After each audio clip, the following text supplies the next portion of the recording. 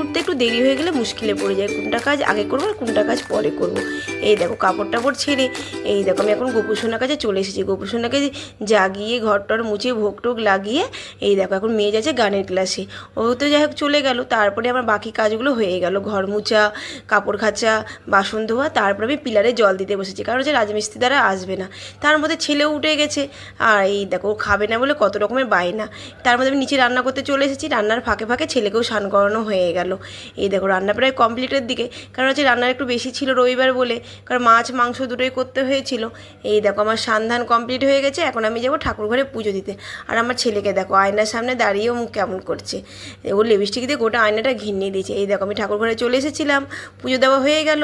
আর এই দেখো আমার ছেলেকে বলছি চ ঘুম পাড়াবি, ও না, ও এখন নিজে কুসোনাকে ঘুম পাড়াচ্ছে। আজকে দুপুরে রান্নাতে হয়েছিল মাছ মাংস, কুমড়োর তরকারি, করলা ভাজা আর তেঁতুলের টক।